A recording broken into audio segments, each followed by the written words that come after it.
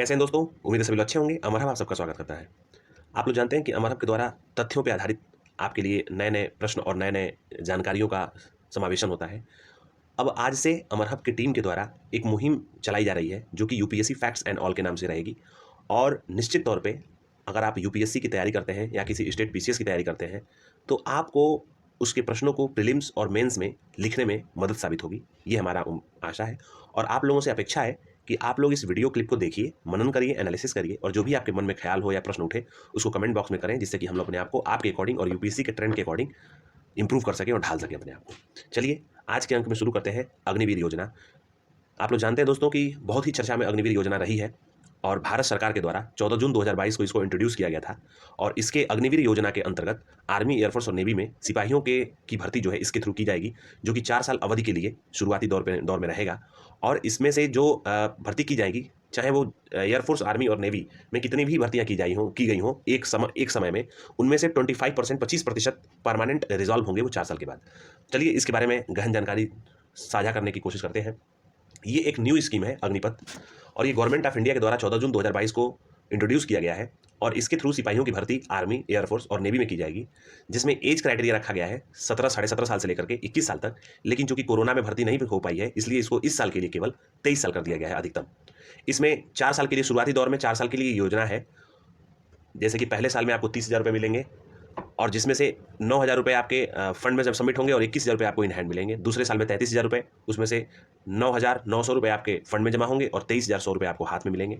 तीसरे साल में 36,500 रुपये मिलेगा, जिसमें से 25,500 रुपये आपको मिलेंगे और 10,900 रुपये आपके फंड में सबमिट होंगे।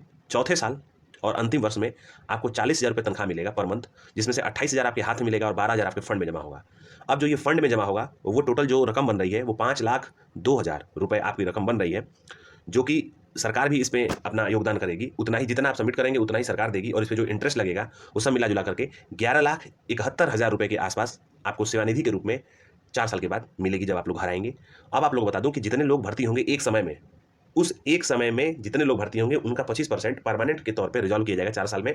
और ये जो रिजोल्यूशन का जो ये मेथड अपनाया जाएगा, वो 4 साल में आपकी क्या क्रियाविधि रही है, आपकी सेवा कैसी रही है, उसके आधार पे, और आपका मेरिट कैसे रहा है, उसके आधार पे आपको रिजॉल्व किया जाएगा परमानेंट पोस्ट के लिए। दोस्तों, आप लोगों को मैं बता दूं कि जो भी अभ्यर्थी इसमें सम्मिलित होंगे, उनको पे अलाउंसेस, डीए अलाउंसेस और जो भी गवर्नमेंट, जो भी इंडियन आर्मी, इंडियन एयरफोर्स और इंडियन नेवी के अलाउंसेस हैं, वो इस तनख्वाह के बाद उनको अलाउंसेस मिलेंगे 4 साल तक। अब मैं आप लोगों को बता दूं कि ये योजना भारत सरकार ने कारगिल समिति की सिफारिश पे, और अन्य अलग अलग समितियां थीं जिनकी सिफारिश पे इस अग्निपथ योजना को लाई है सब भारत सरकार ने। इसमें ये बताया गया है कि इसकी आवश्यकता पड़ी है और अलग अलग समितियों ने इसकी संस्तुति की है, लेकिन इस पर घोर विरोध हो रहा है और अभी तक हो रहा है, और हुआ भी, बच्चों ने इस पर घोर विरोध किया है। और इसकी जो प्रक्रिया है वो शुरू हो गई है, भर्ती की प्रक्रिया। इंडियन एयरफोर्स ने अपनी प्रक्रिया को जारी कर दिया है, जो कि 24 जून से लेकर के 5 जुलाई तक आप उसमें आवेदन कर सकते हैं। 24 जुलाई को आपका पेपर होगा। 250 रुपये फीस रखी गई है, और इसमें एलिजिबिलिटी क्राइटेरिया 10th हो, 12th हो, या कोई भी डिप्लोमा कोर्स किए हो जो 12th के इक्विवेलेंट हो, वो अप्लाई कर सकते हैं। इसमें 1 करोड़ रुपये का आपका इंश्योरेंस मिलेगा, और जो डैमेज कंट्रोल होता है वो भी इसमें इंश्योरेंस होगा आपका। और आपको बता दूं मैं कि इसका पेपर 24 जुलाई को होगा फिलहाल इंडियन आर्मी का। अब चूंकि हम लोग जानते हैं कि यूपीएससी जो क्वेश्चन पूछती है वो डायरेक्ट क्वेश्चन नहीं पूछती है, ट्रिकी बेसिस पे और एनालिसिस बेसिस पे क्वेश्चन पूछती है। तो आप लोग इसके साथ साथ कारगिल का कई बार यूज हुआ है। आप लोग देखेंगे जब तीनों सेनाओं के प्रमुख ने जब इसकी चर्चा की थी, तो उसके बीच में उन्होंने कारगिल का यूज किया था।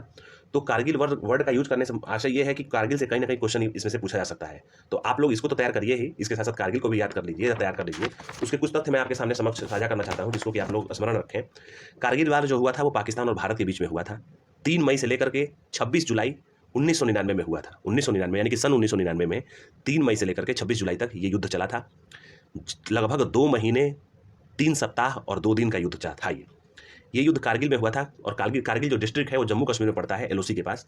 इसमें भारत सरकार के द्वारा ऑपरेशन विजय चलाया गया था, जो कि आर्मी और एयरफोर्स का एक म्यूचुअल ऑपरेशन था, सफ़ेद सागर के नाम से भी चलाया गया था। इसमें विनर इंडिया हुआ था, और इसमें टेरिटोरियल चेंजेस कुछ नहीं हुए थे। इसमें कोई भी टेरिटोरियल चेंजेस नहीं हुए थे। उस समय जो भारत के प्रेसिडेंट थे वो KR नारायणन जी थे, प्रधानमंत्री अटल बिहारी वाजपेयी जी थे, chief army general Ved Prakash Malik थे, और चीफ एयरफोर्स के जो थे वो ACM अनिल यशवंत टिपनिंस थे। अगर हम बात कर रहे हैं पाकिस्तान की, तो पाकिस्तान के प्रेसिडेंट MR तरार थे, और प्रधानमंत्री नवाज शरीफ थे। Army chief general Pervez Musharraf थे। दावा किया गया था भारत सरकार के द्वारा कि इसकी स्ट्रेंथ 30,000 थी और जो आर्मी की स्ट्रेंथ थी वो 5,000 थी। 527 के आसपास हमारे जो महान सिपाही थे वो शहीद हुए थे और यही करीब 4,400 से लेकर के 4,000 तक पाकिस्तान के लोग शहीद हुए थे। ये रहा कारगिल की चीज़ें।